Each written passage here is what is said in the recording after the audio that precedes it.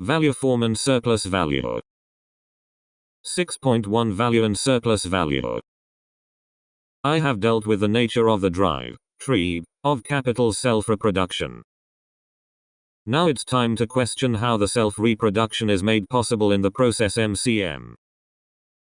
Said in the most common parlance, it is by buying low and selling high.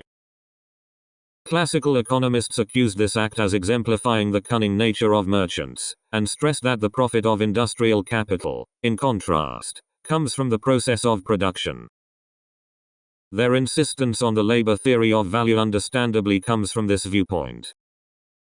They considered the process of circulation to be secondary, and sought to derive interest and ground rent from the profit earned in the process of production.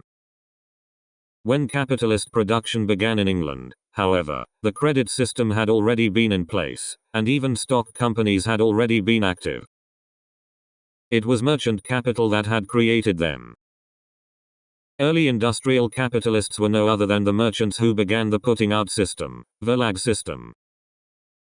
Industrial capitalism and its theorists forgot their origin. The system of illusion produced by the capitalist economy can never be explained from the viewpoint of the production process alone. Marx began his scrutiny from the process of circulation because the kernel of capital exists in the formulation of the archi-capital MCM, and because capitalist production cannot exist if not for the world market engendered by this formulation. The justification of classical economics was that the profit of industrial capital is produced by equivalent exchange. It is achieved by the enforcement of the power of production by the division of labor and cooperative work, the healthy, favorable acts. Marx, too, claimed that surplus value cannot be achieved in the process of circulation.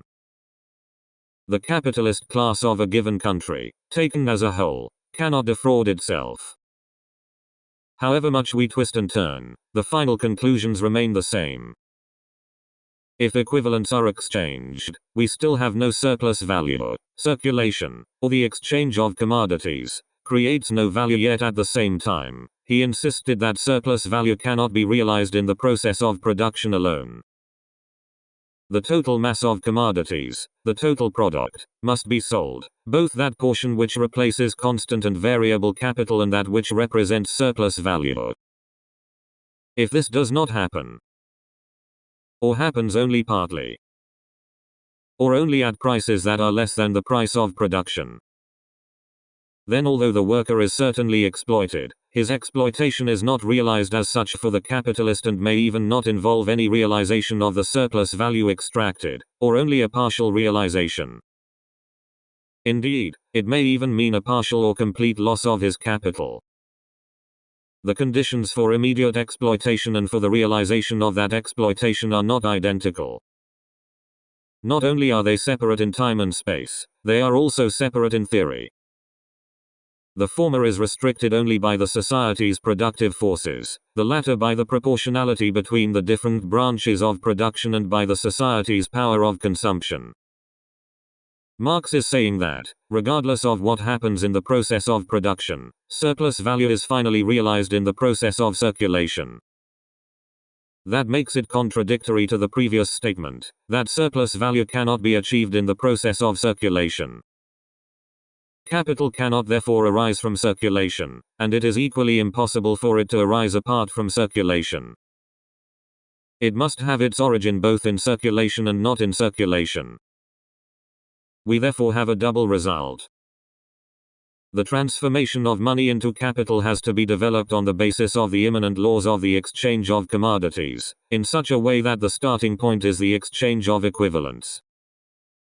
The money owner, who is as yet only a capitalist in larval form, must buy his commodities at their value, sell them at their value, and yet at the end of the process withdraw more value from circulation than he threw into it at the beginning.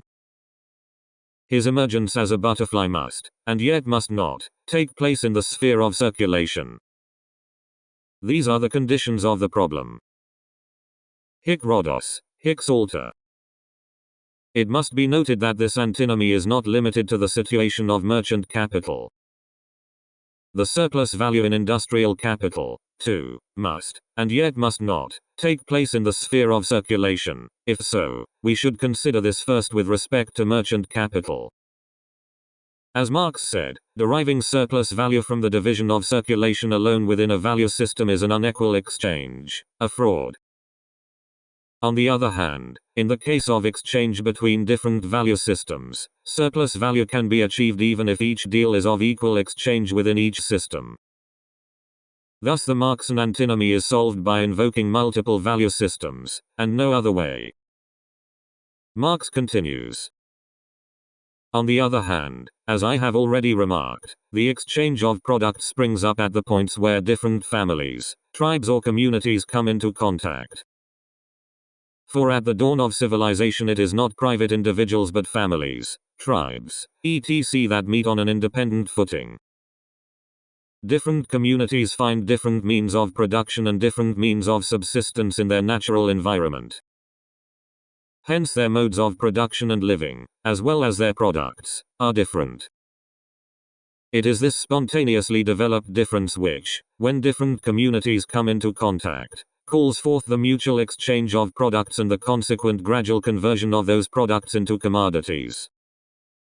Exchange does not create the differences between spheres of production, but it does bring the different spheres into relation, thus converting them into more or less interdependent branches of the collective production of a whole society. Taking the origin of exchange into account in this manner, like in Adam Smith's attempt, gives us the impression that the monetary exchange developed gradually out of barter. Yet the point in the present context is that Marx retrospectively discovered the difference between communities at the fountainhead of exchange. And that difference is the given of the natural conditions. Merchant capital came into existence in the difference, namely, between communities.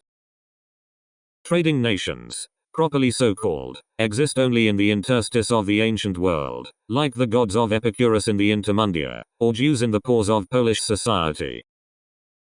It is precisely for the nature of merchant capital that capitalism has never gone so far as to transform the whole of conventional productions and relations of production. It has always remained partial, yet, by pursuing difference, produced the social and global nexus between peoples that individual communities had never been able to organize. The situation has not changed even since modern nation-states have come into existence as an expansion or unification of the communities. Marx's social, is pointedly distinct from not only Gemeinschaft, but also from Gesellschaft, because even the latter is another kind of community that appeared after the establishment of the commodity economy. For the consciousness within community, for the thinking entrapped within, it is possible to say that money is just an index of value or the medium of exchange. In contrast, Marx's term social should be exclusively used to describe the exchange between different systems, and furthermore, exchange in which one cannot know with whom the product is being exchanged. Therefore, the social characteristics of the exchange that occurs in between communities is more evident in foreign trade, wherein money appears as world money, Weltgeld, qua universal commodity in the social space. But as coin, money loses its universal character, taking on a national, local one. It is divided up into coinage of different sorts, according to the material of which it consists, gold, copper, silver, etc. It acquires a political title, and speaks, as it were, a different language in different countries. Gold and silver, like exchange itself, as already mentioned, do not initially appear within the sphere of a social community but at the point at which it ends, at its boundaries. At its not very numerous points of contact with foreign communities. Gold and silver now appear posited as the commodity as such, the universal commodity which preserves its character as a commodity at all places. Mercantilists clung to gold, not simply because of their mammonism, but rather because gold is the ultimate means of settlement in international trade. And, with respect to this, Marx says, however much the modern economists consider themselves to have advanced beyond the mercantile system, in periods of general crises gold and silver figure in precisely this determination, in the year 1857 as much as in 1600. In this character, gold and silver, play an important role in the creation of world market. Mercantilists derived gold from the balance of trade. Meanwhile, modern economists, who denied them, considered money simply as a denominator of value and a means of circulation. This is equal to ignoring the beings of multiple communities, qua value systems. Money transforms into capital in the place of remaining a mere means of circulation, mostly because of the beings of multiple systems. The labor theory of value, that came from classical economics, was conceptualized in a unitary system.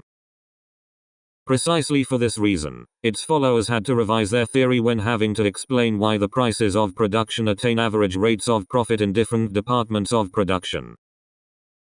Meanwhile, neoclassical economists negated the labor theory of value and sought to explain value price from the vantage point of utility, use value.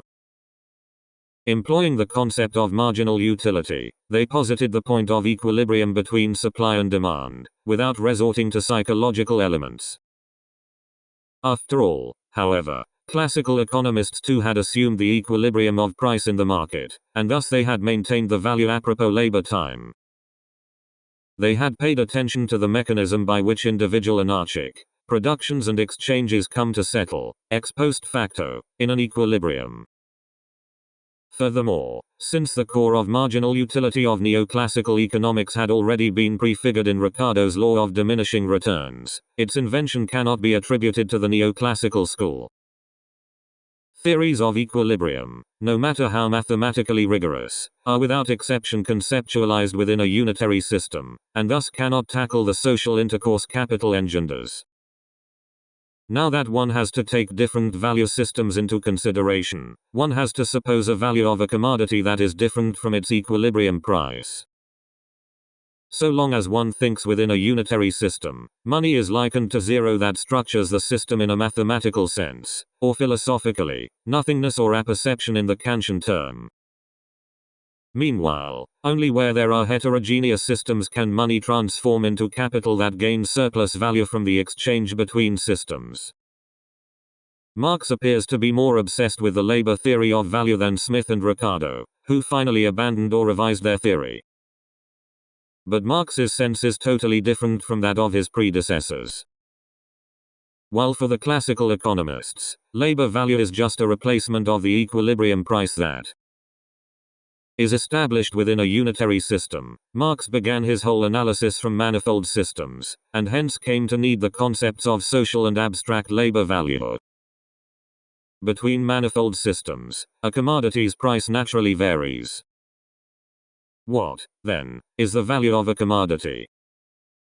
Only by thinking in this manner does the value qua abstract labor come to be proposed as distinct from the equilibrium price of a unitary system. What is at stake here is that there are manifold systems, that surplus value arises from their differences, therefore, that money transforms into capital. When criticizing Ricardo, Bailey already pointed out that the value of a commodity does not exist by and for itself, but is determined by and for others, namely, in a relational system. This signifies that the price of the same commodity differs in another system. Value is a relation between contemporary commodities, because such only admit of being exchanged for each other. And if we compare the value of a commodity at one time with its value at another, it is only a comparison of the relation in which it stood at these different times to some other commodity. That is to say that commodities form a synchronic relational system, as it were. Bailey seems to think of the relation in time, but it can and should be thought of in space as well. When a commodity is placed in a different system, the equilibrium price alters. This difference is not simply caused by the fluctuation of price, but by the difference of the relational system itself. But, then, what happens when trade occurs between them? Here comes surplus value. Marx speaks of value clearly in distinction from equilibrium price, because it is a matter of manifold systems and, furthermore, surplus value. 6.2 The linguistic approach. No product can be produced without labor. Classical economics thus posits labor as a substance of value. However, as we have seen, what makes value of a product is the form of value, namely, the relational system of commodities. It is not that materials and labor by themselves make value of things.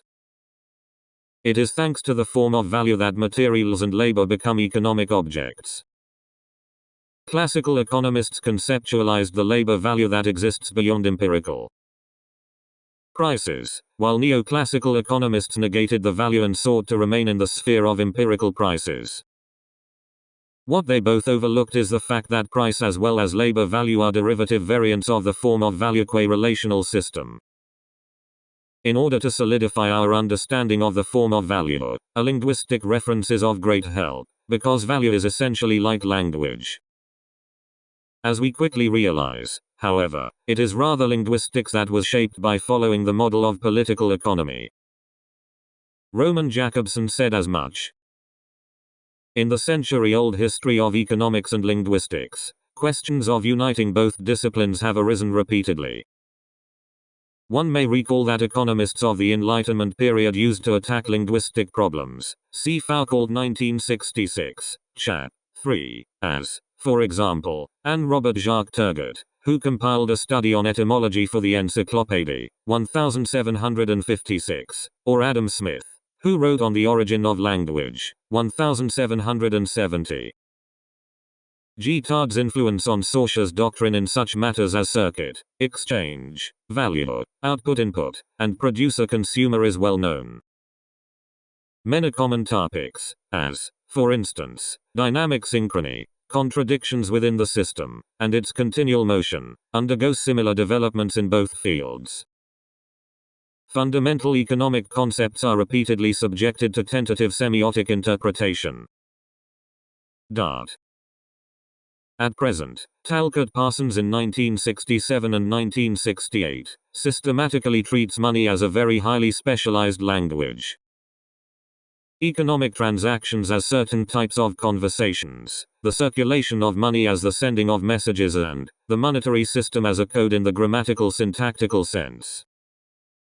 He avowedly applies to the economic interchange the theory of code and message developed in linguistics. Saussure in fact employed a model of political economy when he considered language as a synchronic system, that is, long. The concept synchronic indicates a certain state of equilibrium rather than a tentative instant in time.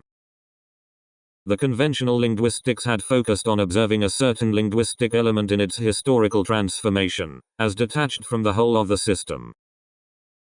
Saussure posed an antithesis to it. The transformation of elements in a relational system provokes a shift of the whole system and produces a new system. The diachronic transformation of a language must be grasped as a change of system itself. This is nothing short of a shift from one equilibrium to another. This idea was obviously taken from the general equilibrium system of Vilfredo Pareto, 1848–1923, who was teaching at the University of Lausanne. But Saussure further developed this framework. He did not remain in Pareto's model, like many of Jakobson's examples, which were just rewordings of neoclassical economics. Saussure differentiated himself from neoclassical theory. His conviction was that in language there are only differences. It is a system of pure value. These statements could not have been said had he thought within a unitary system, that is, of a long. He introduced the concept of value only when he took into consideration another system of long. Saussure's point is that when a word is translated into another language, it achieves the same meaning, yet at the same time, the value of the word is altered in the new different system in correspondence to its different relationship with other words. From this focal point, he explains that there is no meaning, the signified, that is apodictically tied to the signifier, in other words, no immanent meaning. As Hjelmslev pointed out, the signifier and the signified cannot be conceptually separated as long as one synchronic system is concerned. The concept of value as distinct from meaning, or price, in economics, becomes necessary only when manifold different systems are at stake. What about Marx? In general terms, he negated the idea of seeing money and language analogically. To compare money with language is no less incorrect. Ideas are not transformed into language in such a way that their particular attributes are dissolved and their social character exists alongside them in language as do prices alongside commodities. Ideas do not exist apart from language. Ideas which must first be translated from their mother tongue into a foreign language in order to circulate and to become exchangeable would provide a better analogy, but then the analogy is not with the language but with its foreignness. That is to say that, if an analogy between language and money becomes crucial at all, it is only where their foreignness, Fremdheit, is at stake. Saussure employed economic figures only when he spoke of the value of language that is distinguished from meaning. He explained it by using examples of different currencies. If one follows this analogy, meaning is identified with price, while value corresponds to the difference between the relational systems that determine price.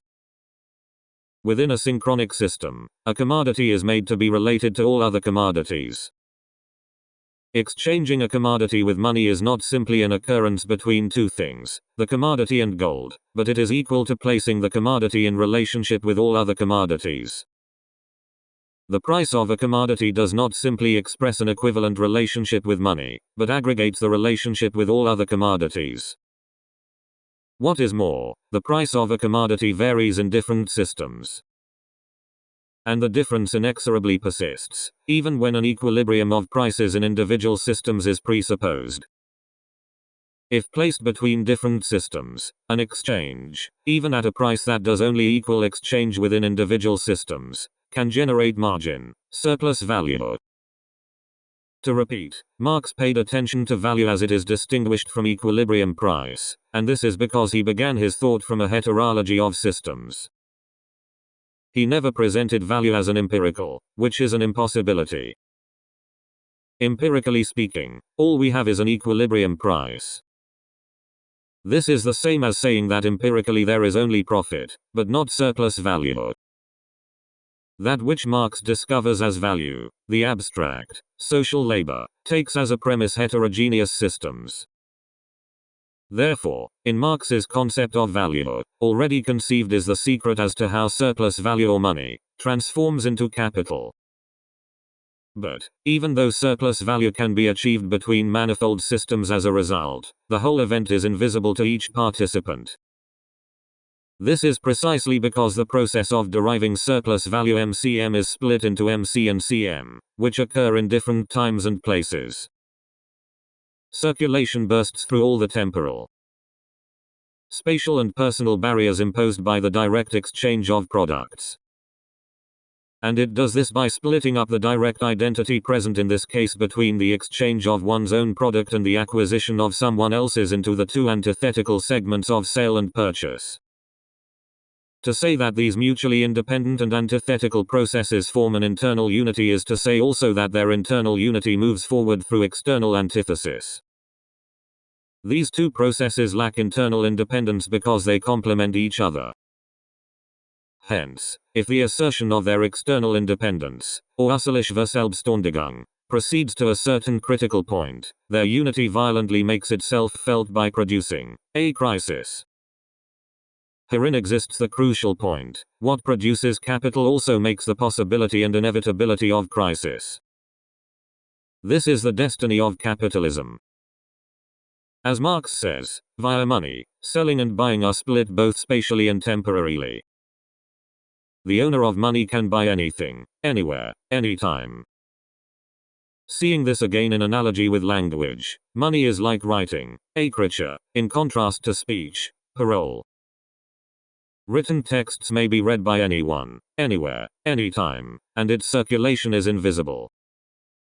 What is univocally understandable to the present other in speech has to be read differently in different languages, languages, in writing. The hatred of money of Ricardo or Proudhon corresponds to the hatred of writing. Both are hatreds of mediated communication, going hand in hand with the fantasy of direct and transparent exchange. As Ch6 Derrida problematized in Of Grammatology, philosophy since Plato has entailed a hostility to letters, while admiring the direct and transparent exchange communication. And the same has been going on in the political economy as hostility toward money. as Plato's criticism of writing already took for granted the irresolvable being of writing. The idea of barter, the starting point of classical economists, such as seen in the narrative of Robinson Crusoe, tacitly took as a premise the irreducible being of money, qua the general equivalent. It must be said that those political economists or socialists who idealistically deny the apodeicity that exchange has to be mediated by money are falling into metaphysics. Capital reads, value, therefore, does not have its description branded on its forehead, it rather transforms every product of labor into a social hieroglyphic. Later on, men try to decipher the hieroglyphic, to get behind the secret of their own social product, for the characteristic which objects of utility have of being value is as much men's social product as is their language. Marx saw the commodity form as social hieroglyphic, which is in Derrida's term archiécriture.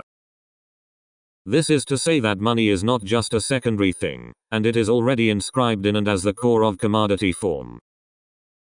To conclude this section, I examine a critic who approached the problematic of artistic value from the vantage point of the opacity of social exchange, Paul Valéry. After all, a work of art is an object, a human product, made with a view to affecting certain individuals in a certain way. Works of art are either objects, in the material sense of the term, or sequences of acts, as in the case of drama or the dance, or else summations of successive impressions that are also produced by acts, as in music. We may attempt to define our notion of art by an analysis based on these objects, which may be taken as the only positive elements in our investigations. Considering these objects and progressing on the one hand to their authors and on the other hand to those whom they affect, we find that the phenomenon of art can be represented by two quite distinct transformations. We have here the same relation as that which prevails in economics between production and consumption. What is extremely important is to note that these two transformations, the author's modification of the manufactured object and the change which the object or work brings about in the consumer, are quite independent. It follows that we should always consider them separately. Any proposition involving all three terms, an author, a work, a spectator or listener, is meaningless, for you will never find all three terms united in observation. Dart. I shall go further, and here I come to a point you will no doubt find strange and paradoxical, if you have not come to that conclusion about what I have already said. Art as a value, for basically, we are studying a problem of value depends essentially on this non-identification, this need for an intermediary between producer and consumer. It is essential that there should be something irreducible between them. That there should be no direct communication, and that the work, the medium, should not give the person it affects anything that can be reduced to an idea of the author's person and thinking.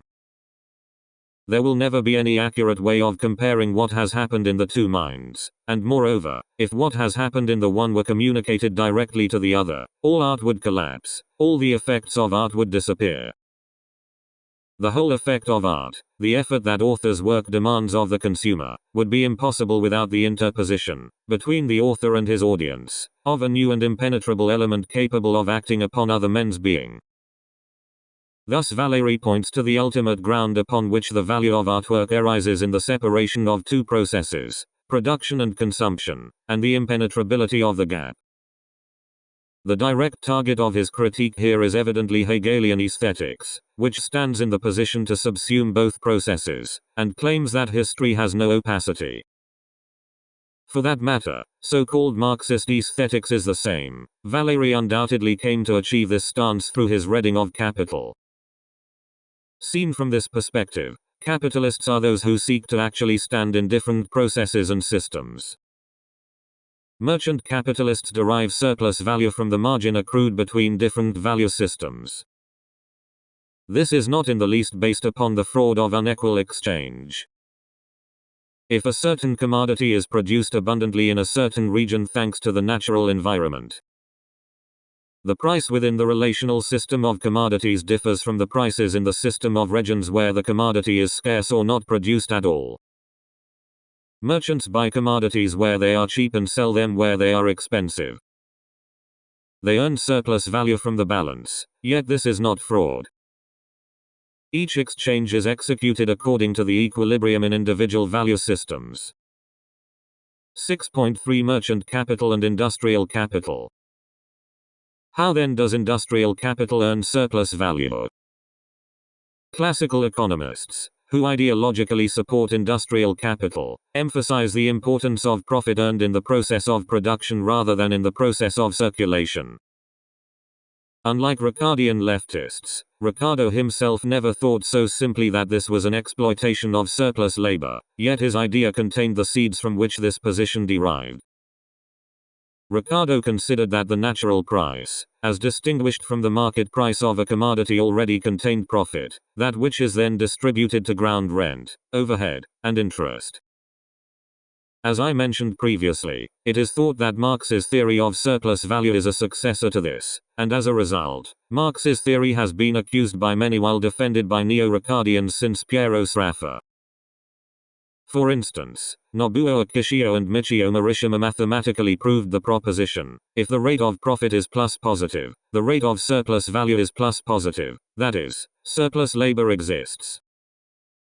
But the problem of their predecessor, Ricardo, who began from labor value and omitted money, still haunts. That is to say, this line of thinking is strictly modeled within a homogeneous system. What is of fatal importance to us, however, is the fact that there are plural value systems, and surplus value is engendered in the exchange between them. Marx's unique contribution is that he sought to understand industrial capital, too, within the general formula MCM. In other words, Marx sought to reconsider surplus value from the vantage point of circulation. To Marx, what distinguished industrial capital from merchant capital was, first and foremost, that the former discovered a special commodity that the latter had not known, the commodity of labor power. Industrial capital purchases this most special commodity in human history, labor power, in order to produce products, and then sells those products to the commodity itself, laborers, in order to earn surplus value. For neoclassical economists, consumers and companies are the only economic subjects. To them, laborers are deemed just wages as part of the cost of production. Meanwhile, the surplus value of industrial capital is attained only in a sort of circulation process. Capital purchases labor power from living laborers, who, in consequence, buy back what they produce from capital, and at this very moment, laborers are totally equal to consumers. It is not that individual workers buy the very same things they produce, but that in totality, and herein the concept totality intervenes as a sine qua non, laborers qua consumers buy what they produce. This further signifies that surplus value cannot be considered on the level of individual capital but strictly as total social capital. Each capitalist knows that he does not confront his own worker as a producer confronts a consumer, and so he wants to restrict his consumption, that is, his ability to exchange his wages, as much as possible. But of course, he wants the workers of other capitalists to be the greatest possible consumers of his commodity. Yet the relationship of each capitalist to his workers is the general relationship of capital and labor, the essential relation. It is precisely this which gives rise to the illusion, true for each individual capitalist as distinct from all the others, that apart from his own workers, the rest of the working class confronts him not as workers, but as consumers and exchangers, as money spenders. Dart. It is precisely this which distinguishes capital from the feudal relationship of domination, that the worker confronts the capitalist as consumer and one who posits exchange value in the form of a possessor of money, of a simple center of circulation, that he becomes one of the innumerable centers of circulation, in which his specific character as worker is extinguished. Such a separation between the spheres of production and marketing nullifies the category of laborers and identifies it with consumers in general. As a result, neoclassical economists and the like identify consumers as the subject, and companies as suppliers to their demands, thus the illusion of the consumer subject that plays a major role in consumer society. But this is not all. The acts of consumers against companies such as protest and boycott are, in substance, laborers' movement, yet they are considered as distinct and even made to oppose it. One of the most crucial lessons of Marx's reflection is that surplus value cannot be assessed from the process of individual capital's movements. In this fact there exist the complexity and invisibility of capitalist system as a totality. Capital cannot realize surplus value unless it succeeds in selling its products, namely, unless its products achieve value as commodity. But the problem is that the potential buyers of the commodity are in reality either other capitals and/or their laborers. This is the dilemma of individual capitalists. Going after profit, capital tries to reduce wages and elongate labor time of its own workers to their limits. But if all capitals follow these tenets unconditionally, surplus value won't be realized because the potential buyers of the commodities, namely, the laborers, will be worn out and beaten. Thus the more the individual capitals seek to attain profit, the worse the recession gets in toto. But in the Great Depression of the 1930s, the total capital managed to reverse the impetus. This was so-called Fordism. In consequence, what we know as the consumerist society came into existence. These incidents were however not beyond Marx's theoretical reach. Fordism or Keynesianism signifies the intervention of the total social capital to restrain the egoism of individual capitals in order to avoid total collapse, and in turn, secure profit for the individual capitals. It appears to be contrary to the conviction of Adam Smith that everyone's egoistic strive for profit is in the end beneficial to everyone. Also it appears to be a denial of the Weberian spirit of capitalism Protestantism that encourages diligence and saving. But they are nothing unimaginable within Marxian theory. It was shocking only for the view that detects the realization of surplus value in individual capitals alone or in the process of production alone. Marx made a keen distinction between absolute surplus value and relative surplus value. The former is attained by the lengthening of the labor day and reinforcement of labor power. The latter is attained by sustaining the same labor day, yet lowering the value of labor power indirectly by way of strengthening productivity. The explanation that the lengthening of the labor day, namely, that laborers work longer than the necessary labor time, that is, more than their labor value, results in surplus value sounds reasonable, yet is too simplistic and immediately encounters an impasse. According to this idea, a capitalist going bankrupt would indicate that he could not earn surplus value, and therefore, that he was a conscientious capitalist who did not cold-bloodedly exploit his laborers. This is a logical fallacy due to some misconceptions. First, that physical labor time equals value substance, and second, that surplus value is earned only in the process of production.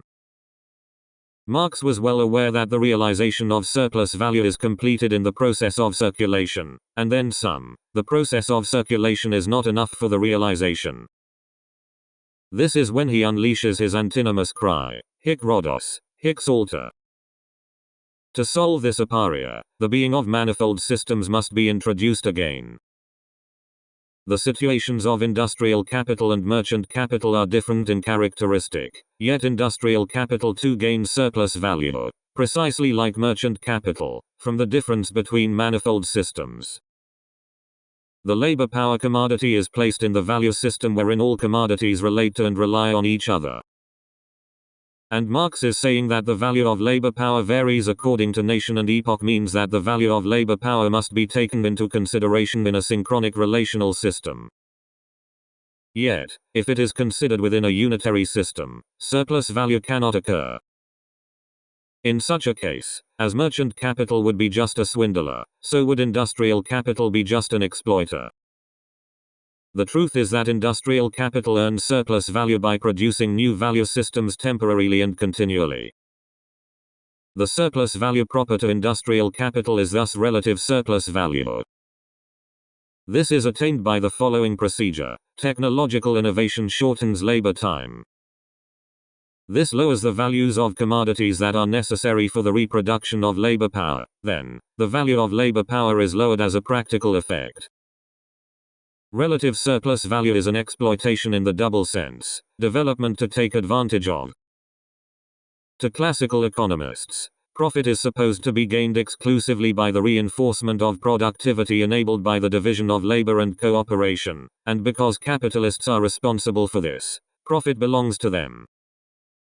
Ricardian leftists regarded it as an exploitation of surplus value, and Proudhon called it theft. Exploitation and theft occur only because the division of labor and cooperation are organized by the hand of capital, the owner of the means of production. Thereupon appeared the idea of producers' cooperatives where workers themselves own the means of production and organize the division of labor and cooperation. But if this prospect works, it would be only ex post facto a profit being made, while in reality profit may not be made. Here exists the difficulty for the producers' cooperative. Capitalist corporations are constantly compelled to innovate their production systems amidst competition with others, and producers' cooperatives, too, are thrown into the agon.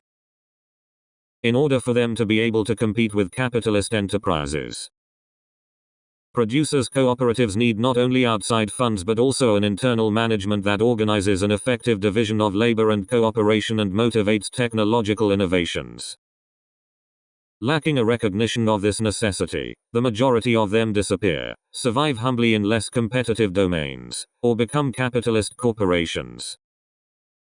Vis a grave vis this same problem, Marx inherited classical economists' thoughts on the division of labor and cooperation and called this the new power that arises from the fusion of many forces into a single force. But that is not all there is to his idea. He goes on to emphasize the fact that the specialized worker produces no commodities.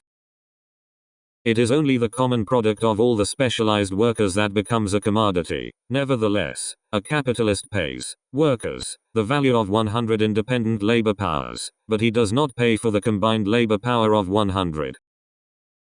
Being independent of each other, the workers are isolated. They enter into relations with the capitalist, but not with each other.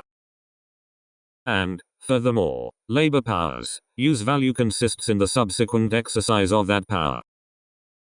The alienation, verusserung of labor power and its real manifestation, auserung, that is, the period of its existence as a use value, do not coincide in time. The previous phrases appear to be similar to those of classical economics and Ricardian leftists, except that Marx introduces the temporality of ex ante facto and ex post facto. Surplus value, unlike profit, cannot be posited within the context of individual companies. Surplus value that makes possible the accumulation of capital is engendered only in totality by workers selling their labor power and with the money buying back the commodities they produced. And only where there is a difference in price between value systems, A, when they sell their labor power, and B, when they buy the commodities, is surplus value realized. This is so-called relative surplus value. And this is attained only by incessant technological innovation. Hence one finds that industrial capital too earns surplus value from the interstice between two different systems. As Marx says, individual workers cannot lay claim to what they produce as the result of their combination prior to their production. Here is the inexorable opacity engendered by the temporal sequence. Therefore, the surplus value of industrial capital is not fraudulent, either, but this is simply in the same sense that the surplus value of merchant capital is not. If we accuse merchant capital of being an unequal exchange, industrial capital has to be accused, too. The need to produce different value systems temporally makes the technological development of industrial capital inevitable.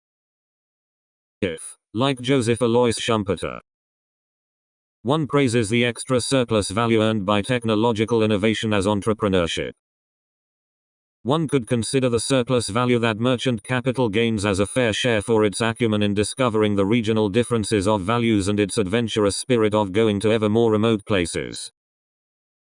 Schumpeter thought that the decline of entrepreneurship would terminate capitalism. This only indicates that capital would end when it can no longer exploit difference. It is only inevitable that the entrepreneurship declines when difference is no longer produced.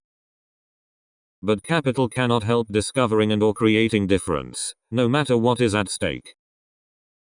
Thus, while merchant capital is engendered spatially by the difference between two value systems, that is invisible to those who exclusively belong to either of the systems. Industrial capital sustains itself by continuing to produce different value systems temporarily. The improvement of the productivity of labor enables industrial capital to produce different systems within a system. Therefore, the look of equivalent exchange notwithstanding, it can achieve difference. Then immediately thereafter, the difference is dissolved and a new value system at the new level is required and produced. Capital has to produce this difference incessantly and endlessly. It is this requirement or burden that has motivated and conditioned the unprecedentedly high speed of technological innovation in the age of industrial capitalism. Despite both the praise and accusations surrounding this phenomenon by ideologues of opposing sides, this technological innovation is not motivated in and of itself, it is driven by capitalism. As we have long been observing, for the expansion of capital, a next to meaningless differentiation of technology is constantly required.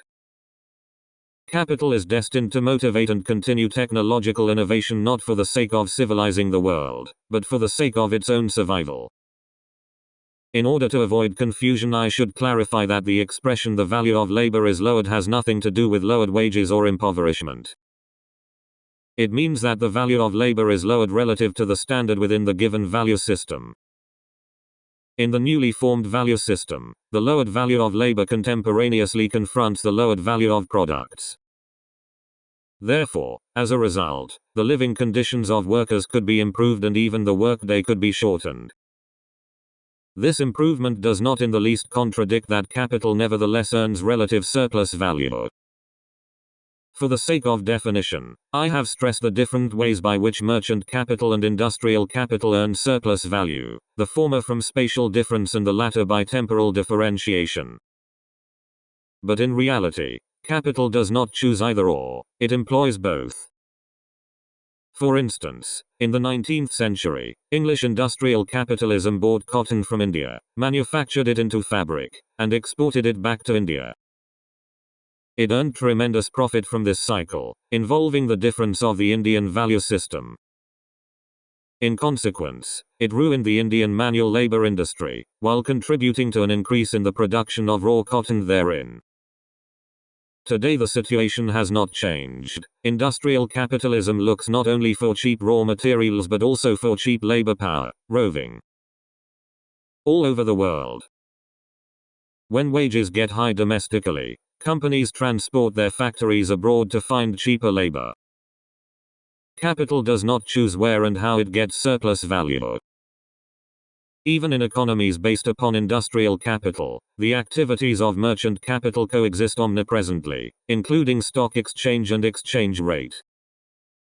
It is this omnipresence of the activities of merchant capital that constantly brings the fluctuating prices closer to equilibrium. The majority of economists warn today that the speculation of global financial capital is detached from the substantial economy. What they overlook, however, is that the substantial economy as such is also driven by illusion, and that such is the nature of the capitalist economy. 6.4 Surplus Value and Profit. In the first volume of Capital, Marx considers capital in general, and in the third volume, he deals, for the first time, with individual capitals, namely, capitals in various branches of production. In other words, the first volume deals with value and surplus value, while the third deals with the price of production and profit.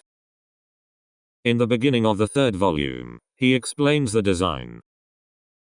It cannot be the purpose of the present third volume simply to make general reflections on this unity of the production and circulation processes. Our concern is rather to discover and present the concrete forms which grow out of the process of capital's movement considered as a whole. In their actual movement, capitals confront one another in certain concrete forms, and, in relation to these, both the shape capital assumes in the immediate production process and its shape in the process of circulation appear merely as particular moments. The configurations of capital. as developed in this volume. Thus approach step by step the form in which they appear on the surface of society, in the action of different capitals on one another, that is, in competition, and in the everyday consciousness of the agents of production themselves. In the everyday consciousness of the agents, namely, of industrial capitalists and their economists, how does the capital's movement appear? For them, there is no such thing as surplus value. Profit is everything. Price of production minus cost price leaves profit. Furthermore, from profit interest and ground rent are paid, and self-consumption expenditure is excluded, then the rest is reinvested. For them, there is no such distinction, that is, of Marx, between variable capital, labor power commodity, that accrues surplus value and constant capital, means of production and raw material.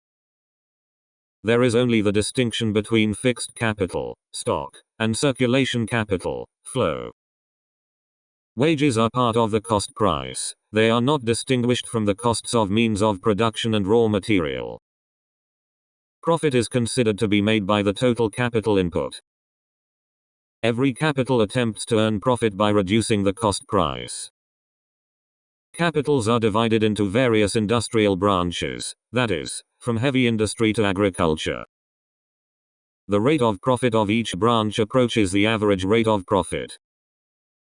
In the branches of higher rate of profit, investments of capital become active, while in those with lower rates, investments are withdrawn or productions are withheld. The world of industries appears to be formed as if by natural selection or the law of the jungle. In the state of equilibrium in which an average rate of profit is established, the price of production in various branches assumes the kind of price with which to achieve average profit. To be certain, within the same branch fierce struggles among capitals in search of extra profit constantly take place. This improves the productivity, namely, the organic composition of capital, of each branch. For the empirical consciousness of capitalist society, the whole thing about economic activity appears merely in the above manner. Required is no more than achieving the equilibrium price of production, that is distinguished from market price fluctuating by the dynamic of supply and demand. Thus the insistence of neoclassical economists that the concepts of value and surplus value are false is in total accord with the everyday consciousness of the agents. However, it is only by the reflection of such everyday consciousness that the conundrum of surplus value can be shed light on. Our task is to conduct a retrospective query from this everyday consciousness in the third volume to the general reflection in the first volume, reversing, as it were, the order of Marx's descriptive deployment. In actual fact, the rate of profit is the historical starting point. Surplus value and the rate of surplus value are, relative to this, the invisible essence to be investigated, whereas the rate of profit and hence the form of surplus value as profit are visible surface phenomena. Double quote. Marx spoke of this as the transformation of surplus value into profit. When the third volume was published posthumously under Engel's editorial supervision, this shift in stance became a target of attack. For instance, in his Karl Marx and the Close of His System, Eugen von Buchenbork argued that the tendency in the third volume contradicted the theory of value in the first volume, and criticized Marx for having given up his original design. Since then, many have come to his defense, and this whole argumentation is known as the transformation problem. In my understanding, however, it is wrong to think that, in writing the third volume, Marx gave up the design he had had in the first volume. In an interesting way, this discrepancy reminds me of Kant, whose first critique tackles the issue of subject in general, but whose third critique engages in the issue of plural subjects. This difference is commonly understood as that between scientific recognition and aesthetic judgment.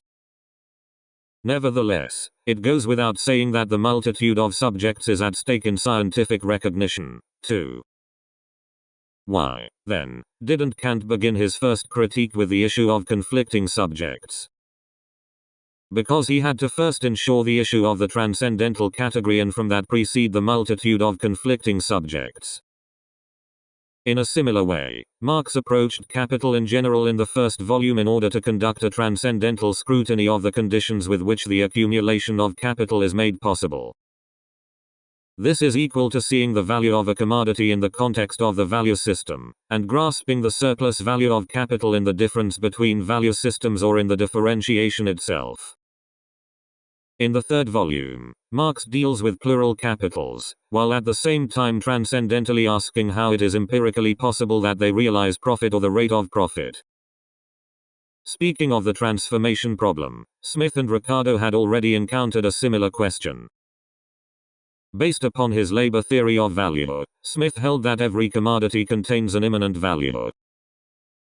But if, in a state of equilibrium, every capital achieves the same average rate of profit, the price that makes this profit possible, Smith's natural price and Marx's price of production, must diverge from the original value. Confronting it, Smith had to abandon his labor theory of value, and switch to a position that speaks to labor as a relatively dominant factor. The problem here is that the price that constitutes the equal rate of profit between industries does not parallel the amount of input labor. If, in every branch of industry, the rate of profit comes to be equal, the price of production of a certain product must be either higher or lower than its original value. For this reason, Ricardo, too, partially revised his labor theory of value and concluded that value cannot be determined only by labor input, except for those branches that have a standard composition of capital and a standard turnover term of capital. So it is that the transformation problem was not Marx's invention, but an aporia that had long existed. It is the common understanding that Marx sought to solve this aporia at the same time as sustaining the labor theory of value. Neoclassical economists since Bork claimed to have pointed out Marx's contradiction, and sought to banish the notions of value or surplus value altogether. Ironically, however, in the line of Neo-Ricardians since Sraffa, the correspondence between the rate of surplus value and the rate of interest has been mathematically proven, as has been touched upon earlier. But I do not think that this explains what Marx sought to do. First, Marx's labor theory of value and that of Ricardo are fundamentally different. As I have already explained, Marx's belief was, it is not that input labor time determines the value, but conversely that the value form, system, determines the social labor time. In other words, Marx sought to transcendentally elucidate the formal system that valorizes the input labor. The term surplus value is of concern here. In distinction from profit, it is a transcendental concept, it is not something that is visible right here, empirically. Ricardo lacked this dimension, had to resort to the labor theory of value to make up for it, and then pulled it back when inconvenient. In the third volume, Marx distinguishes rate of profit and rate of surplus value in the following manner. While rate of profit is the ratio of surplus value to the total social capital seen as the sum total of variable capital, qua labor power, and constant capital, qua raw material, means of production, etc., the rate of surplus value is SVSEV. The ratio of surplus value to the total social capital seen as variable capital, labor power. Now if we suppose that the rate of surplus value to the total social capital is fixed, in capitals in which the ratio of constant capital to the total social capital is large, the rate of interest must be lower. Then, how, in capitals of every branch, can an average rate of profit be guaranteed? To repeat, the aporia Ricardo encountered was this. If in industrial branches with different ratios of variable capital and constant capital, or different organic composition of capital in Marx's term, the same rate of profit has to be achieved. Price of production is diverged from the value qua input labor. Ricardo thus came to posit that price of production accords value only in capitals with standard organic composition. On the other hand, Marx's solution to this aporia is that the total surplus value of total capital is distributed to the price of production of the capitals of different industrial branches so that the average rate of profit can be established in each branch. To this rather strange idea, it is easy to pose alternatives. For instance, As Engels critically mentioned in his preface to the third volume of Capital, George C. Stiebling posed a solution.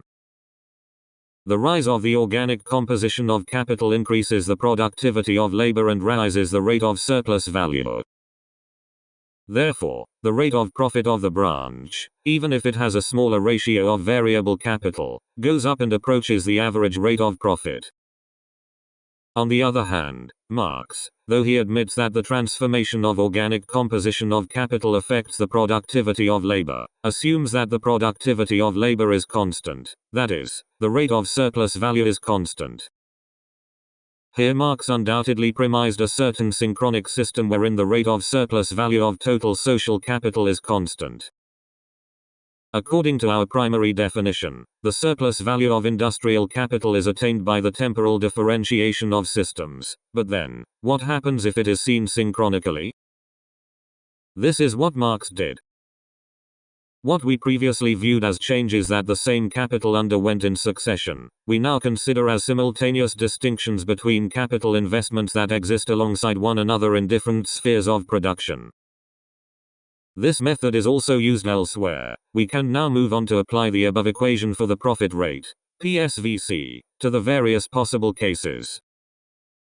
We shall let the individual factors of SVC vary successively in value, and establish the effect of these changes on the rate of profit.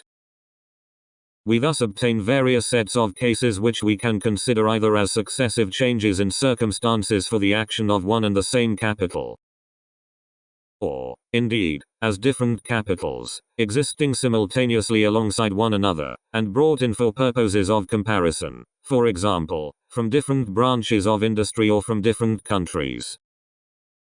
Double quote. Marx saw as the same that capitals with higher organic composition and those with lower organic composition spatially coexist as different branches of industry, and that capital in general temporally succeeds from lower stage to higher stage in organic composition. In the latter case, relative surplus value is achieved. And if this temporal succession is shifted to the spatial dimension, it can be considered that capitals with higher organic composition absorb, exploit, relative surplus value from those with lower organic composition. Imagine an extreme case, an enterprise in which every aspect of production is automated, performed by robots. In this production, the ratio of variable capital, workers, is zero, and the rate of surplus value is supposed to be zero. Nevertheless, an average rate of profit is attained. In terms of Marx's formulation, this is because the surplus value of total capital is distributed. That is to say that highly profitable companies with relatively few employees, such as, for instance, investment, information, and high-tech production firms, may not appear to exploit workers who work in different individual capitals directly, but they do so indirectly. What are the implications of Marx's idea that total surplus value is being distributed to individual capitals? The first is that capital attains surplus value only by workers, as a whole, buying back what they produce. Second, that surplus value is inexorably invisible to individual capitals. In consequence, the inherent relationship between capital and wage labor comes to be blurred. Since all sections of capital equally appear as sources of the excess value profit, the capital relation is mystified. To the everyday consciousness of individual capitals, their workers are merely a part of the price of production, and the workers of other capitals are just consumers. Thus it has been imperative to recapture the relationship between capital and wage labor. But if, like a Ricardian leftist, one considers that exploitation occurs in the production process of individual capitals, we will face a contradiction, that the capitals with higher organic composition gain a rate of profit that is unfairly higher than the amount of their labor input. It is here that Marx proposes an explanation, because the surplus value earned by other capitals is being distributed to them. In other words, the surplus value attained by the exploitation of other capitals' workers is being distributed to the capitals with higher organic compositions. If so, it is not only insufficient but also often harmful to stress the exploitation in the production process on the level of individual capitals alone. This is the reason why the labor union movement based upon the theory of Ricardian leftists, though flourishing, came to be reactionary. In the profit that a certain individual capital gains, what is distributed is the surplus value exploited from the workers of different industrial branches as well as independent small producers. In the profit that the total capital of a certain nation-state gains, what is distributed is the surplus value exploited from the workers and peasants of foreign countries, colonies. But the difficulty is that these details are always invisible. When Marx assumed that total surplus value was being distributed to individual capitals, he conceptualized it within a synchronic, equilibrium system, it might be said. This can be grasped only on the transcendental level, read not on the empirical level. Rather, now the spatial coexistence of branches should be transposed back into temporal succession once more. In reality, there are superior branches in which technological innovations and expansion of production continue, and inferior branches which are downsized because of their inability to achieve the average rate of profit. The equilibrium system created by the average rate of profit in fact veils the actual violent selection and reformation of industrial branches. And even within the same branch, individual capitals are exposed to constant competition with each other. To beat the competition, they tend toward technological innovations to effectively reduce the cost of wages. They want to sell their commodities that have been produced at a lower cost, for a price higher than the lowered cost, yet lower than the previous price of production. By so doing, they get extra profit. Marx thought that technological innovation was motivated by the activities of individual capital seeking extra profit. Schumpeter wrote about this, calling the essence of capitalism an incessant creative destruction. But creative destruction does not occur continuously because once companies invest in new equipment, they cannot discard it and refit so easily. In reality, the selection shows itself dramatically when the average rate of profit goes down, during times of depression. I have stressed that the movement of capital is in principle based upon relative surplus value attained by technological innovation, but this process is never a smooth one, it always appears as the trade cycle. What Marx sought to do in the third volume was to elucidate this mechanism. The trade cycle is inevitable in the capitalist economy, no matter how individual capitals behave. This is sheerly due to the behavior of the total surplus value of total capital, the invisible whole. Trade cycles in capitalist economies take the following path. During times of prosperity, more laborers are hired, and wages rise. This causes a fall of the rate of profit. Despite the fall of the rate of profit, individual capitals cannot so easily reduce production after having invested a certain amount of constant capital. And especially when credit is overheated, as it is during times of prosperity, it is difficult to anticipate, and sense, falls in the rate of profit. Then, all of a sudden, crisis hits, revealing the reality of the situation. Many companies go bankrupt, and many laborers are fired. With the continued falling rate of profit, capitals tend toward the investment of constant capital, qua the introduction of technological innovation. It is at this moment that the organic composition of capital improves across the board. When the time of prosperity comes again, the labor power that has been excessive is now absorbed, and wages rise. This lowers the rate of profit. Despite the fall of the rate of profit, capitals have to continue to expand because of the swelling of credit, and crisis hits again. This is the short-term trade cycle that Marx observed during his lifetime, called the juggler cycle. Throughout the cycle, capital in general advances its organic composition. As becomes clearer in this context, the prolongation of labor time, absolute surplus value is the typical phenomenon of prosperity, an attempt to increase production or to quickly collect on the investment in equipment without improving the organic composition. The value of the fixed capital, moreover, is now reproduced in a shorter series of turnover periods, and the time for which it has to be advanced in order to make a certain profit is reduced. The prolongation of the working day thus raises profits even if overtime is paid, and up to a certain point this is true even if overtime is paid at a higher rate than normal working hours. The prolongation of the working day, the source of absolute surplus value, is a common phenomenon in times of prosperity even today when working hours are much shorter than during Marx's time. But working longer is not necessarily compelled by the employer. Workers sometimes want overtime pay. If a longer working day is made compulsory, the workers' living conditions are threatened, namely, the reproduction of labor power, workers being healthy enough to bear and raise children, is affected. Certainly workers would resist, and even the bourgeois nation-state would interfere, as exemplified in the Factory Act of 19th century England.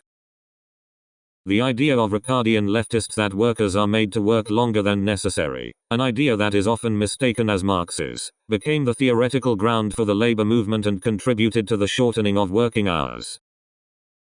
In fact, working hours have been gradually and constantly shortened throughout history. Meanwhile, capitals continue to seek the intensification of labor. But the concept of absolute surplus value, defined as the surplus value earned by the prolongation of working hours and intensification of labor, does nothing to reveal the secret of capitalist production that expands endlessly.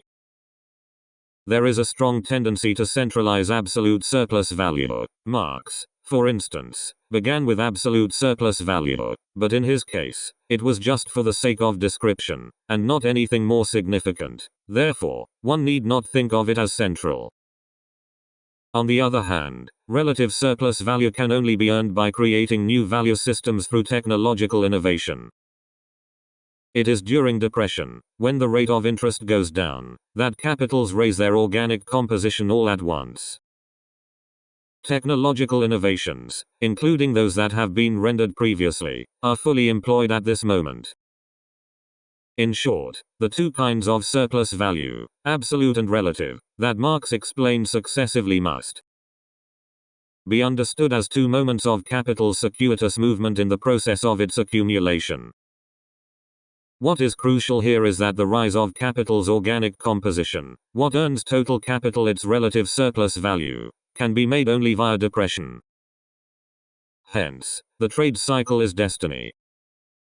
In order to capture surplus value, capital in sum has to constantly create a new value system in which the value of labor power is consistently lowered. But this cannot be realized at its convenience, but only via the trade cycle, which is not caused by the anarchic nature of capitalist production itself. As Ch6 stressed, in the final analysis, it derives from the fact that the capitalist production relies on a special commodity, labor power commodity. It is humans, who cannot be discarded when they are excessive, who cannot be readily reproduced when scarce. Nevertheless, what we have to keep in mind here is that crisis or trade cycle cannot be properly understood if not for an examination of the credit system. The trade cycle is shaped by the conflict and reciprocity between usurer's capital, money capital, and industrial capital, real capital, namely, the conflict and reciprocity between rate of interest and rate of profit. And, as a result of the swelling of credit, the fall of the rate of profit, that is already ongoing, does not affect businesses immediately. Overproduction is just one of the effects of this. This whole makes an invisible bind, both spatially and temporally, to our everyday, empirical consciousness. Here I would add that there are two kinds of trade cycle, short and long. Marx observed the shorter. In contrast, there is Kondratieff's wave, a trade cycle of 50 to 60 years. It is said that this longer cycle cannot be explained simply by the economic process per se, yet it is still concerned with the fall of the general rate of interest and the employment of radical technological innovations. This trade cycle involved a world crisis, that is, the Great Depression, as well as the alteration of a key commodity, the world commodity, of capitalist production, from cotton manufacturing to heavy industry to durable consumer goods to the information industry. It inexorably led to a reorganization of the whole society. As a result, it has been stressed that the longer trade cycle, because of its structural causality, cannot be explained on the economic level alone. But it is. essentially the same as the shorter cycle. It, too, should be seen as a part of the process to drastically improve the organic composition of capital. Certainly, the advent of the longer cycle might be said to indicate that the capitalist economy had begun a new stage. Nevertheless, this new stage is nothing that goes beyond the recognition of capitalism presented in Capital, namely, the limit of the capitalist economy. 6.5 The global nature of capitalism. Industrial capital, as Marx says, subordinates other kinds of capital, and reorganizes them as parts of itself. The varieties of capital which appeared previously within past or declining conditions of social production are not only subordinated to industrial capital, and correspondingly altered in the mechanism of their functioning, but they now move only on its basis, thus live and die, stand and fall together with this basis. Money capital and commodity capital, insofar as they appear and function as bearers of their own peculiar branches of business alongside industrial capital, are now only modes of existence of the various functional forms that industrial capital constantly assumes and discards within the circulation sphere. Forms which have been rendered independent and one-sidedly extended through social division of labor. In consequence, merchant capital becomes commercial capital that takes partial charge of industrial capital's activities. It was this phenomenon that made classical economists belittle merchant capital. Industrial capital supersedes other capitals, because industrial capital is the only mode of existence of capital in which not only the appropriation of surplus value or surplus product, but also its creation, is a function of capital. It thus requires production to be capitalist in character. The movement of industrial capital drives capitalist society to incessant technological innovation. Yet this does not prevent industrial capital from striving for earning surplus value from spatial difference as well. In fact, industrial capital has always been doing this, and without it, cannot survive. Industrial capital is a variant of merchant capital that earns surplus value from the difference of the spatial systems it creates. For instance, capitals today travel around the world looking for cheaper labor power. I insist on seeing industrial capital as a variant of merchant capital, rather than elaborating its distinction from merchant capital. Capital, no matter what kind, gains surplus value from the difference of value systems, yet this essential nature is theoretically repressed. Industrial capital as well as the theorists who support it repress their essential sameness by marginalizing merchant capital and mercantilism. Industrial capital, or the capitalist mode of production, was begun by those merchant capitalists who were competing in the mercantilist international trade. By that time, commercial credit, bank credit, and stock companies had already been established. Industrial capital's reformation of the world notwithstanding. However, the capitalist mode of commodity production, in distinction from commodity production in general, was and is only partial, and its percentage within the whole of production is small. The majority of production, be it commodity production or non-commodity production, is still non-capitalist. In the future, too, it is impossible that all production becomes capitalist through and through. Why then could this partial capitalist mode of production overpower the globe? Only thanks to the global nature of the commodity economy that interconnects the whole of products and production, namely, the global nature of money. Marx saw the historical premise for modern capitalism in the advent of the world market. The circulation of commodities is the starting point of capital. The production of commodities and their circulation in its developed form, namely trade, form the historic presuppositions under which capital arises. World trade and the world market date from the 16th century, and from then on the modern history of capital starts to unfold. The formation of the world market really means that the spheres of the commodity economy that had existed as fragments in different parts of the world came to be connected. In the concrete, this means that the world currency system was established by gold and silver. Thereupon grounded was the mercantilism that accumulated gold and silver as the means of international liquidation. World money, Weltgeld, encompassed communities, which had been isolated in autarky. Since then, no matter what people of communities the world over wanted, or, in other words, even though their lives were not always carried on within the commodity economy, their products came to be virtually and forcibly posited in the chain of the global commodity economy. For world money, there was no longer any exteriority that went beyond it. It is at this moment that capitalism was established as world capitalism. What Immanuel Wallerstein calls the modern world system began, in reality, within the international credit system of merchant capital. Even absolutist monarchical states had no choice but to operate in and with it. It was rather engendered by its compelling presence.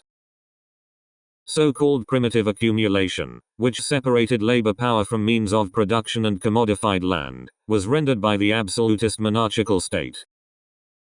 But this whole thing occurred within and was provoked by the competition for international trade. The capitalist mode of commodity production in England was commenced by merchant capital fighting the international trade war in order to compete with foreign non-capitalist commodity productions. But this particular mode of production has not decomposed all conventional forms of production and will not. It simply provides a fictitious institution to non-capitalist modes of production, as if they were fully capitalist enterprises, and marginalizes them. In consequence, capitalist modes of production, though partial, seem to be omnipotent. Seeing capitalism from the specificity of industrial capitalism alone often results in repressing the premises of capital's historicity. And equally crucially, the total picture of how the capitalist mode of production coexists with the non-capitalist mode of production in mutual reciprocity. As I said in Chapter 5, Marx reflected upon the establishment of the average rate of profit from the vantage point of how total surplus value is distributed to unequally developing industrial branches. But, to be more precise and thorough, the branches of non-capitalist production must be included in this scheme. First, thinking about the situation within a nation-state, the businesses of many branches of self-employed farmers and independent small producers do not achieve an average rate of profit. They have little consciousness of the rate of profit as such. They sustain their simple reproduction by introducing their own and their family members' labor power. They own their means of production and are not proletariat, thus they even have pride of a petit bourgeois kind. Nevertheless, they are the kind of people who are, though indirectly, exploited even more than the proletariat. Also, these branches play the role of storing the relative surplus population, qua the industrial reserve army that increases in number as the organic composition of capital rises. During times of prosperity, the necessary labor power is mobilized from them. Notwithstanding the persisting signs that the capitalist mode of production is about to decompose all other modes of production, it is not and never will be the case. Rather, the capitalist mode of production seeks to conserve and make use of them, and the proletariat is no exception. Wallerstein says, I do not tell you anything novel to say that, in historical capitalism, there has been increasing proletarianization of the workforce.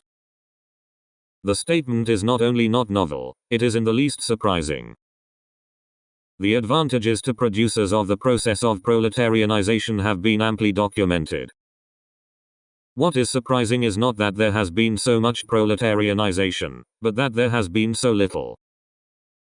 400 years at least into the existence of a historical social system, the amount of fully proletarianized labor in the capitalist world economy today cannot be said to total even 50%.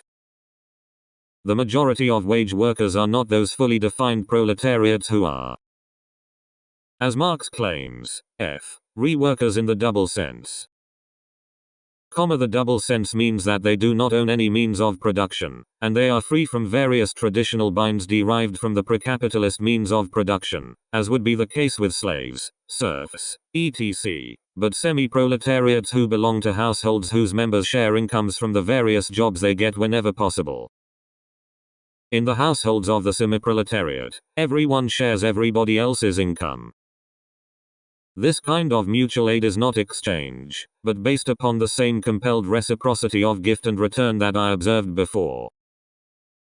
Which also means that they are bound by the traditions and orders of community, more than an urban population. And if I think about it, an element of non-capitalist reciprocity remains even in the most advanced sectors of capitalist development. Even after the traditional communities have for the most part decomposed, remnants of them still exist in family relationships. Why on earth are premodern production and relations of production preserved in advanced capitalist countries? This is an intractable problem the world over, outside the most advanced sectors of England and North America. In pre-war Japan, there was a famous uproar called the Japan capitalism debate or the feudal system debate, which involved quite a few scholars of the time. The title specifying Japan notwithstanding, this problem is not peculiar to Japan, it is universal.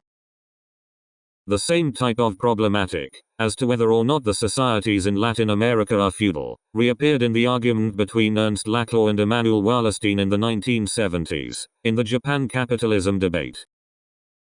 One school Kozuha maintained that in Japanese society, where extra-economic, feudal domination presided over by the emperor, Tenno, system remained deeply embedded, the primary task was a bourgeois revolution against feudalism.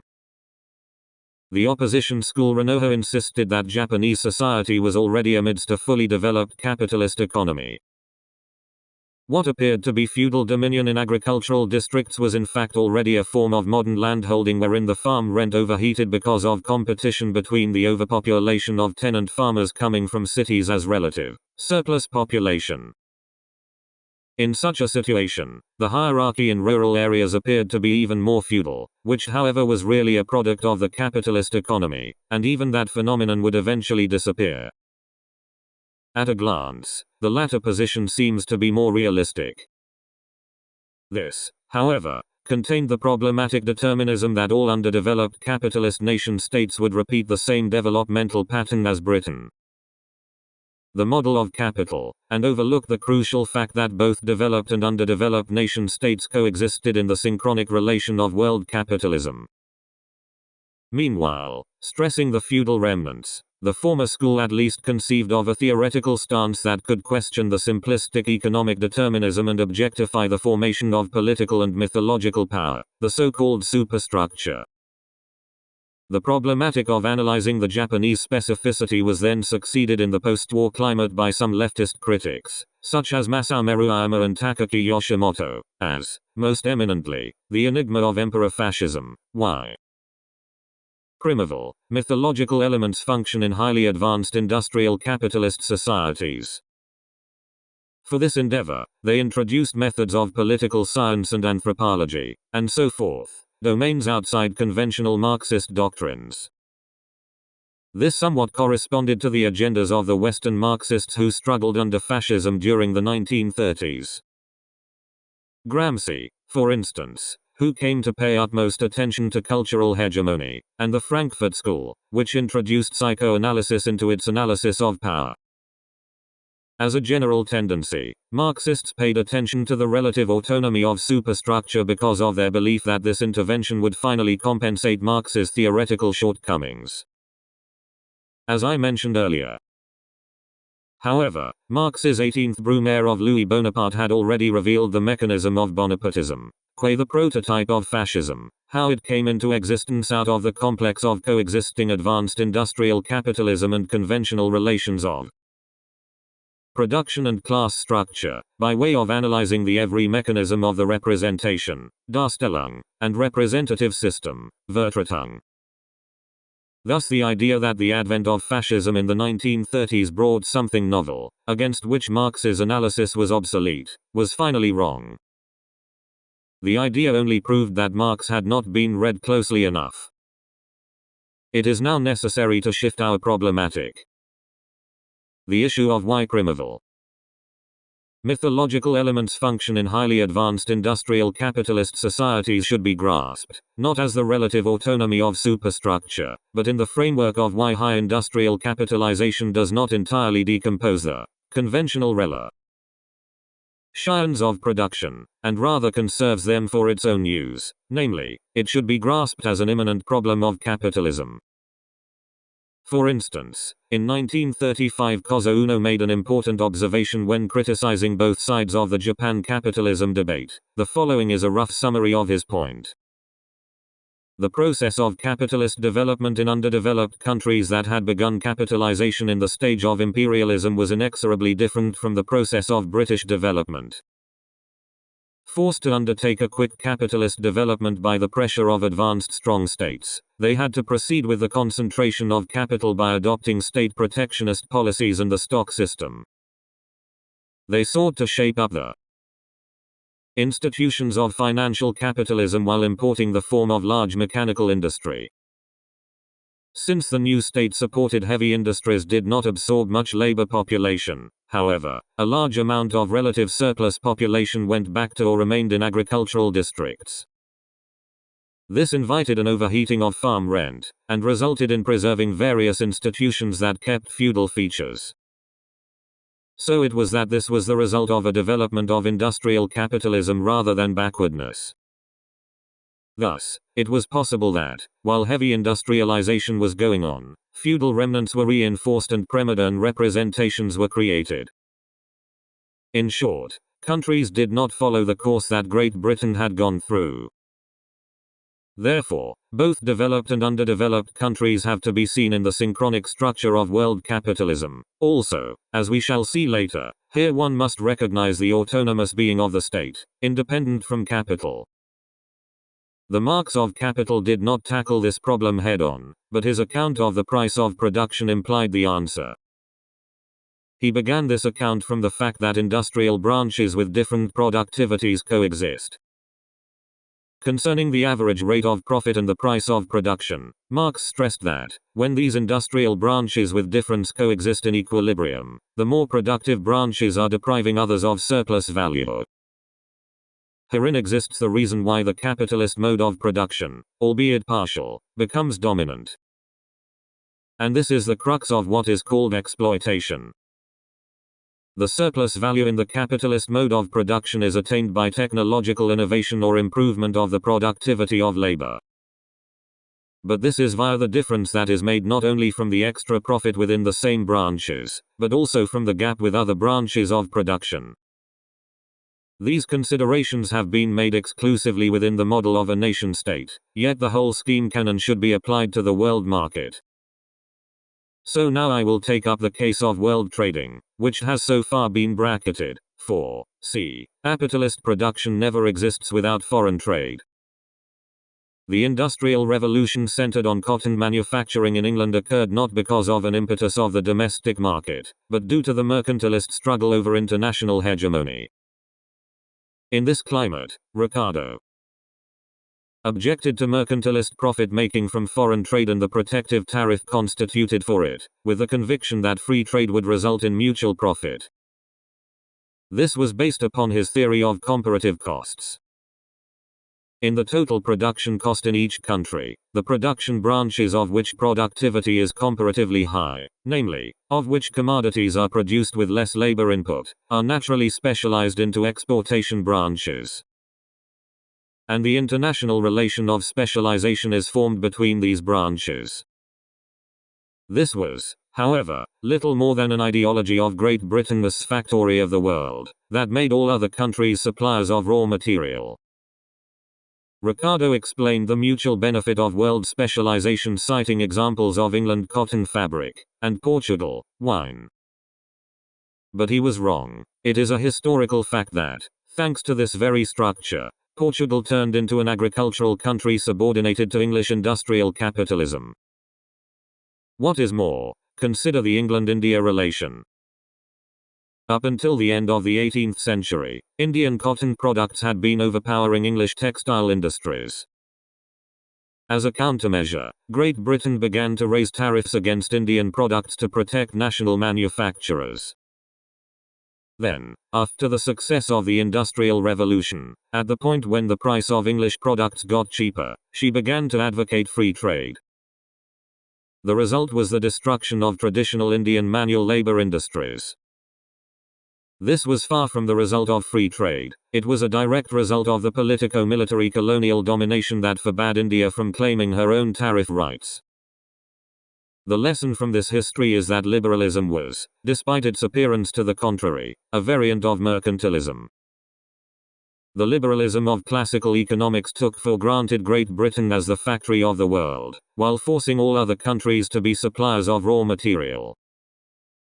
It was only a matter of course that the other regions of the world had to reform themselves as modern nation-states, with the claim that sovereignty is equal to the right to impose tariffs, and promoted state-owned industrial production. And those nation-states that succeeded with heavy industrialization managed to escape colonial domination. It follows that the origin of nationalism was economic, par excellence. Both Smith and Ricardo were against colonialism, but less because of their opposition to the robbing of colonies than because they represented the interests of Great Britain, the factory of the world, to which the enclosure of colonies by other strong European states was the only obstacle. Still today, Ricardo's concepts of comparative advantage and international specialization are popular among neoliberal economists. As opposed to this, Augury Emanuel argued that the exchange between the core and colonies on the world market inexorably renders unequal exchange, and once this begins, the result is cumulative. Sami Ramin attributed the cause of underdeveloped countries remaining underdeveloped to the unequal exchange and dependency practiced in the guise of comparative advantage and international specialization. Surprisingly, before the Industrial Revolution in England, there had not been so much difference in economic and technological advancement between Europe and non-Europe, especially Asia. The underdevelopment of the latter was produced, quite recently, after the advent of industrial capitalism. In the rough, their claims are right. Nonetheless, to my position, they are too much based upon the substantial labor theory of value. Their position is like insisting, la propriété, c'est le vol, without tackling the question of how surplus value unequal exchange occurs in equal exchanges. Wallerstein inherited a certain aspect of the dependency theory, that capitalism should always be analyzed as a world economy, instead of a national economy, because the national economy or nation-state itself was engendered in the world market. However, the standpoint of world capitalism was already given logically in Capital.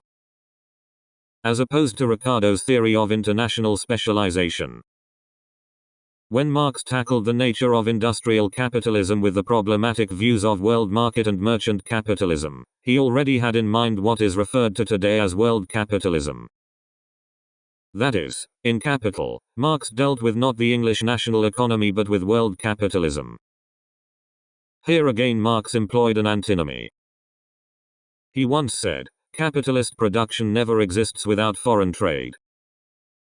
But soon after he said, bringing foreign trade into an analysis of the value of the product annually reproduced can therefore only confuse things, without supplying any new factor either to the problem or to its solution. We therefore completely abstract from it here. This contradiction can be solved if and only if we consider that Marx conceptually and methodologically internalized the world economy within the national economy. Capital took England as a model, thus came the debate as to whether it could be applied to the other more underdeveloped nations. Yet what Marx saw in and through England was no less than the world economy. Marx carefully made clear the way a national economy is formed by global forces. In explaining the tendential fall in the rate of profit by the rise of capital's organic composition, Marx pointed out that it is prevented by foreign trade. Insofar as foreign trade cheapens on the one hand the elements of constant capital and on the other the necessary means of subsistence into which variable capital is converted. It acts to raise the rate of profit by raising the rate of surplus value and reducing the value of constant capital. It has a general effect in this direction inasmuch as it permits the scale of production to be expanded. In this way it accelerates accumulation, while it also accelerates the fall in the variable capital as against the constant, and hence the fall in the rate of profit.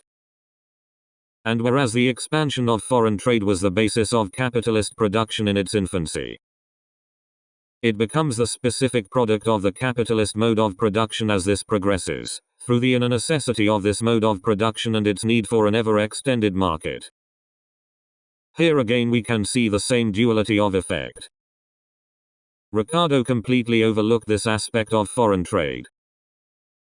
There is a further question, whose specific analysis lies beyond the limits of our investigation. Is the general rate of profit raised by the higher profit rate made by capital invested in foreign trade, and colonial trade in particular? Capital invested in foreign trade can yield a higher rate of profit. Firstly, because it competes with commodities produced by other countries with less developed production facilities, so that the more advanced country sells its goods above their value, even though still more cheaply than its competitors. Insofar as the labor of the more advanced country is valorized here as labor of a higher specific weight, the profit rate rises, since labor that is not paid as qualitatively higher is nevertheless sold as such. The relationship may hold towards the country to which goods are exported and from which goods are imported. That is, such a country gives more objectified labor in kind than it receives, even though it still receives the goods in question more cheaply than it could produce them itself.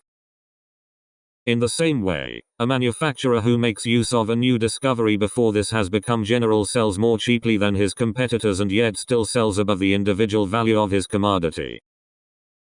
Valorizing the specifically higher productivity of the labor he employs as surplus labor.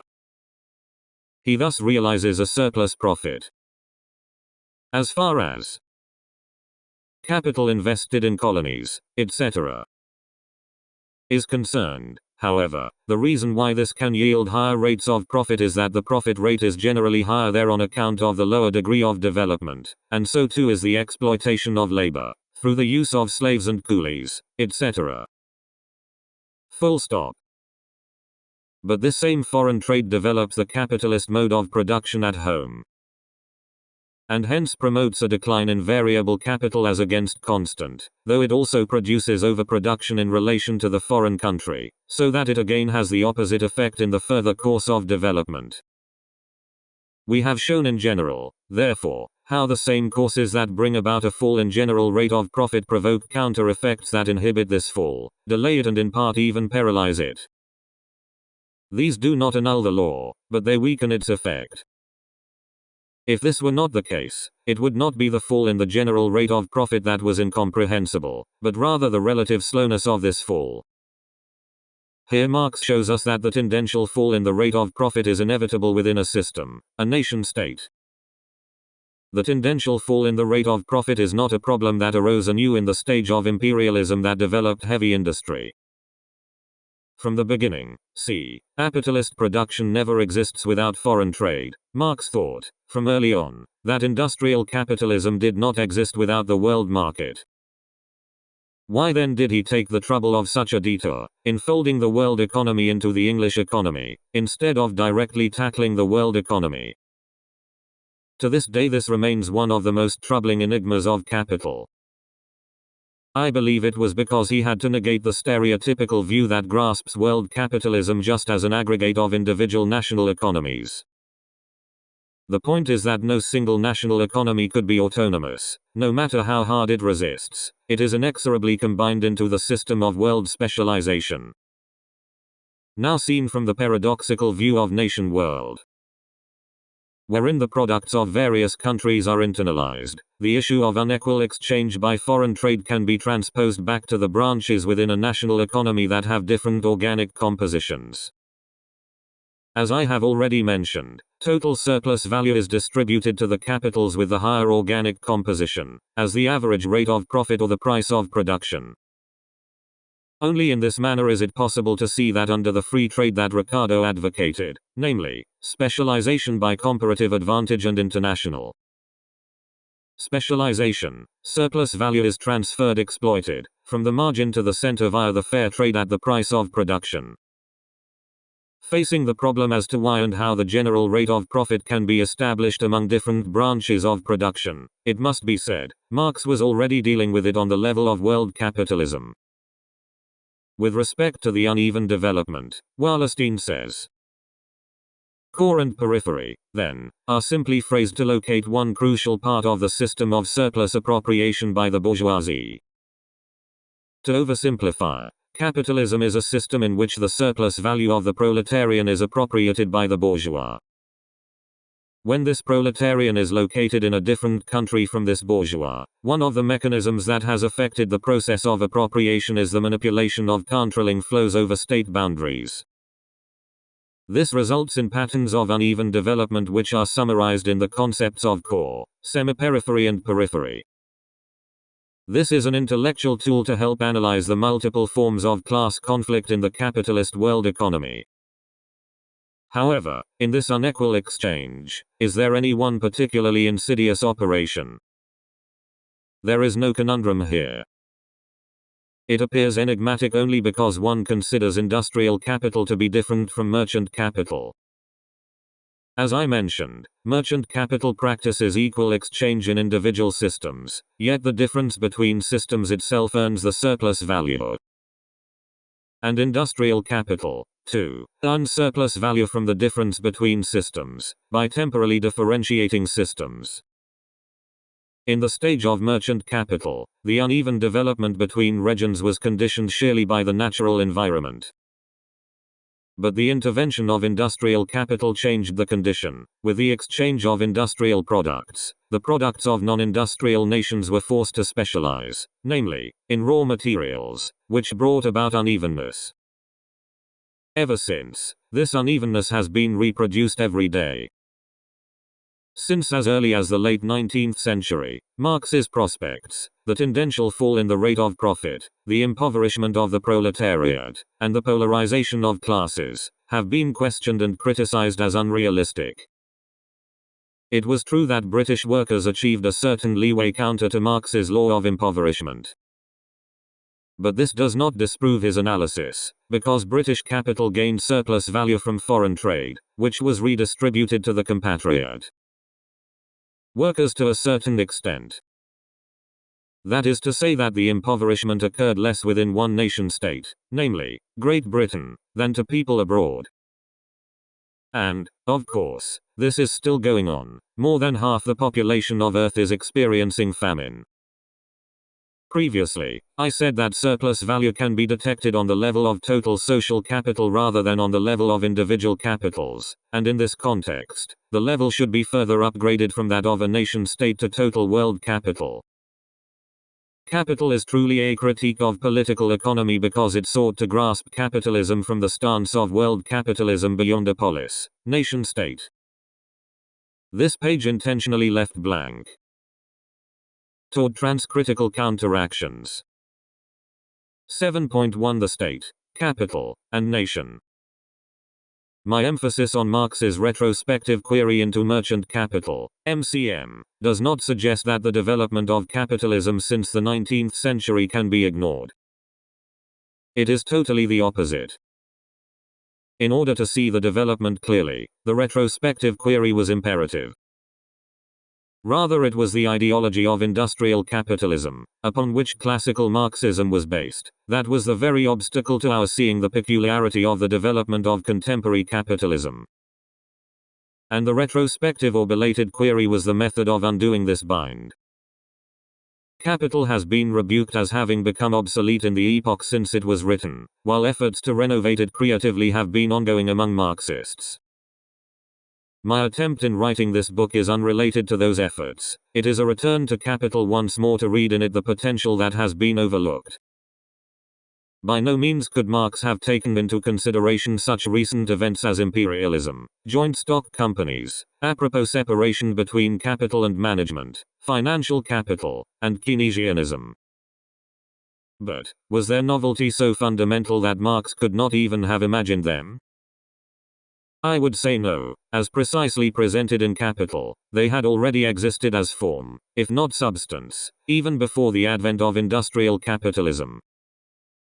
Lenin maintained that imperialism had begun in the late 19th century, the age of financial capital that was epitomized by the exportation of capital. But financial capital, the type that assumes adhesion between usurer's capital or loan capital, that is, a bank, and monopolistic industrial capital, had already existed as form at the stage of mercantilism. and imperialism sensu stricto had existed since the age of mercantilism equals absolute monarchy. In contrast to the imperialism of ancient and medieval empires, it was already based upon the principles of the commodity economy. All in all, British liberalism was established upon the spoils of imperialism of the age of mercantilism. If so, the stage of imperialism should be seen not as a development of the stage of liberalism, but as a return of the repressed, by the atmosphere of liberalism of mercantilism. To 19th century Marxists.